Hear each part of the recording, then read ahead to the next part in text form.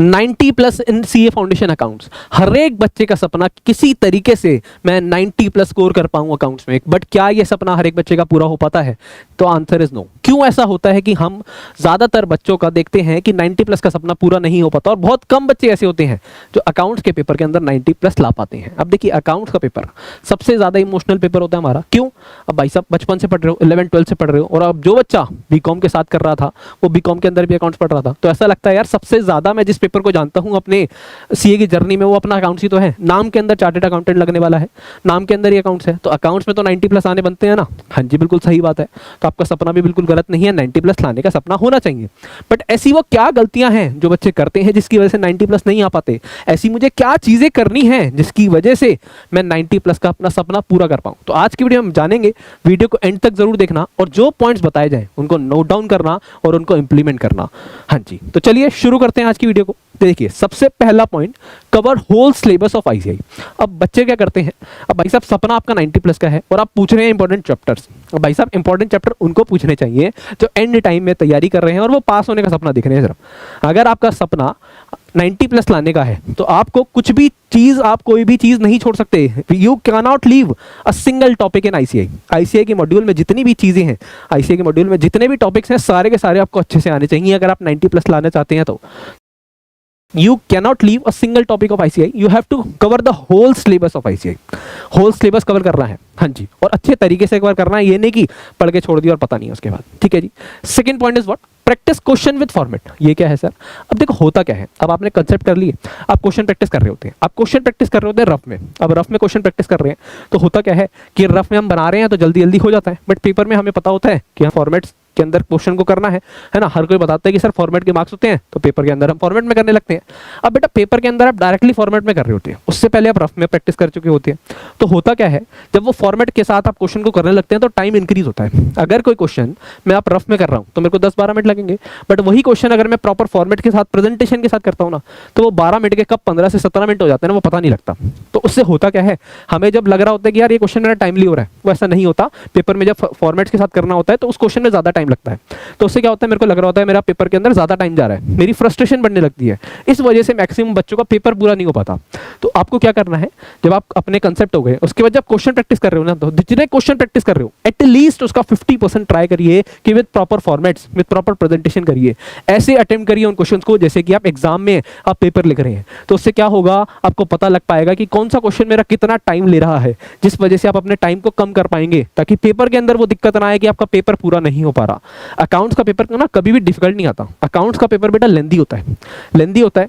तो अगर मैंने क्वेश्चन अच्छे तरीके से प्रैक्टिस करे हैं तो डेफिनेटली आपका पेपर टाइम पे पूरा होगा और आप 90 प्लस ला पाएंगे। तो सबसे जो मेजर पॉइंट है ना बच्चों के साथ, जो हर एक बच्चे के साथ दुखती नफ्स है, वो क्या है कि वहां पर टाइम ज्यादा लग जाना। और वो क्यों है? क्योंकि मैंने क्वेश्चन प्रैक्टिस कभी फॉर्मेट्स में प्रेजेंटेशन के साथ करे ही नहीं थे। एंड टाइम पे मेरे को पता लगता है कि फॉर्मेट बनाने थे, एग्जाम के अंदर फॉर्मेट बनाता हूं, टाइम ज्यादा लग जाता है। तो इस पॉइंट्स को बहुत अच्छे से नोट डाउन कर लीजिए और इसको आज से इंप्लीमेंट करना चालू कर दीजिए। Second thing is what? Refer all questions of module, RTP, MTP और पास्ट ईयर क्वेश्चंस। अब बच्चे क्या करते हैं, डिफरेंट रिफ्रेशर्स उठा लेते हैं। भाई साहब डिफरेंट रिफ्रेशर्स कुछ भी करने की जरूरत नहीं है। You have to stick to the ICI module. You can not leave a single questions of ICI. ICI के मॉड्यूल में जितने भी क्वेश्चन है, आरटीपी हैं, जितने भी एमटीपी हैं, जितने भी पास्ट ईयर क्वेश्चन है, सारे के सारे क्वेश्चन अटेम्प्ट कर लो। 90 प्लस का पेपर यहीं से आएगा 100%।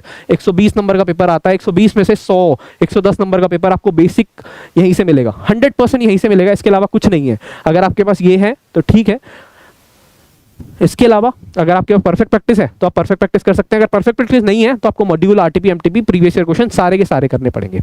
ठीक है जी।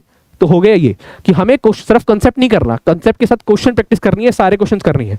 और अगर आपके परफेक्ट प्रैक्टिस है तो परफेक्ट प्रैक्टिस को फॉलो करिए। परफेक्ट प्रैक्टिस में सारे क्वेश्चन बेस्ट मार्जिन के साथ अवेलेबल है। ठीक है जी। उसके बाद अगर मैं बात करूं, practice mock test paper in time bound manner. अब बच्चे क्या करते हैं पेपर से पहले, अब देखो सर यहाँ पर भी मॉक टेस्ट पेपर है, यहाँ पर भी बेटा, ये मैं कह रहा हूँ जो आप पेपर से पहले 100 मार्क्स के पेपर अटेम्प्ट करने होते हैं वो वाले, तो आपको कम से कम पेपर से पहले 5 to 8 फुल कोर्स टेस्ट देने हैं, और अगर हो सके तो 10 के 10 दे दो। 10 mock test paper, full mock test paper देने हैं। अब बच्चे क्या करते हैं, वो टाइम बाउंड मैनर में नहीं देते।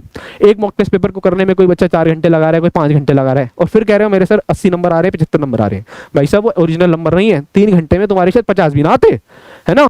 हाँ जी। दूसरी बात, कई बार बच्चे क्या करते हैं, आज आधा पेपर कर लिया, कल आधा पेपर कर लिया। वैसे नहीं चलेगा। टाइम सेट करिए 3 घंटे, अपने आप को एग्जाम वाली फील दीजिए और फिर मॉक टेस्ट अटेंड करिए। फिर पता लगेगा कि एक्चुअल में आपकी कितनी तैयारी है, आप कितने पानी में हैं। तो question practice, mock test paper बहुत ज़्यादा ज़रूरी है। इसके बिना काम नहीं चलने वाला है। आपको पता है अब जो अकाउंट्स का पेपर है लेंदी आने लगा है। लेंदी पेपर को कैसे डील करोगे? क्वेश्चन प्रैक्टिस करोगे, फिर फॉर्मेट्स के साथ आरटीपी एमटीपी सारे करोगे। उसके अलावा मॉक टेस्ट पेपर एटलीस्ट आप 5 से 10 मॉक टेस्ट पेपर लगाने की कोशिश करोगे। जितने ज़्यादा लगा लोगे उतना ज़्यादा बेटर रहेगा। उसके अलावा अब बच्चे क्या करते हैं, टेस्ट भी दे दिए सर, बट उसे एनालाइज नहीं करा। भाई साहब टेस्ट किस लिए दिया था? टेस्ट इसलिए दिया था ताकि मेरे को मेरी गलतियां पता लग सके। अब आपने गलतियों को एनालाइज ही नहीं करा तो क्या फायदा टेस्ट देने का? तो टेस्ट देने का सिर्फ इतना फायदा होगा कि आपने उस टेस्ट के चक्कर में अगर पढ़ लिया है, रिवीजन हो गई है, तो बस इतना फायदा है। बट टेस्ट का रीजन क्या था कि रिवीजन हो जाए, दूसरा गलतियां पता लग जाए, ताकि वो गलतियां मेरी एग्जाम में ना हो। अगर आप टेस्ट को एनालाइज नहीं कर रहे हो ना, तो आप 50% काम कर रहे हो, आधा काम कर ही नहीं रहे हो। अगर आपने 3 घंटे का टेस्ट दिया है तो 1 से 1.5 घंटा उसे एनालिसिस पे जरूर दीजिए और देखिए मेरी गलतियां कहाँ हो रही हैं, सिली मिस्टेक्स हो रही हैं, कोई कंसेप्ट नहीं आ रहा है या कोई चीज, ताकि वो गलती दोबारा अगले टेस्ट में, अगले एग्जाम के अंदर ना हो ना पाए। ठीक है जी। तो एनालाइज करना है टेस्ट को, ये बच्चे बिल्कुल मिस कर देते हैं। ये वाला चीज और ये वाली चीज तो बिल्कुल मिस कर देते हैं, और मॉक टेस्ट पेपर भी बहुत कम बच्चे दे पाते हैं। उसके अलावा आप ट्रैक कर सकते हैं अपनी परफॉर्मेंस को रेगुलरली, वीकली बेसिस पे देखिए कि कितना मेरा पहले सिलेबस था पिछले हफ्ते और इस बार कितना हो गया है, टेस्ट में कितने नंबर आ रहे हैं। तो ये तो हो गई हमारे पॉइंट्स की बात। रिवीजन के टाइम पे कौन से क्वेश्चन करने हैं, तो जब आप यहाँ पर क्वेश्चन कर रहे होंगे ना पीपी के अंदर या मॉड्यूल में, तो मार्क करते रहिए जो क्वेश्चन एक बार में नहीं बन रहे थे या जिनमें दिक्कत आ रही थी, और उनको रिवीजन के टाइम पे बार बार ट्राई करिए। करेक्शन कॉपी जरूर बनाइए अपने टेस्ट के अंदर। इन सारे पॉइंट को अगर आपने नोट डाउन कर लिया ना, तो डेफिनेटली ये वाला अटेम्प्ट के अंदर 100% आपके 90+ स्कोर आएंगे।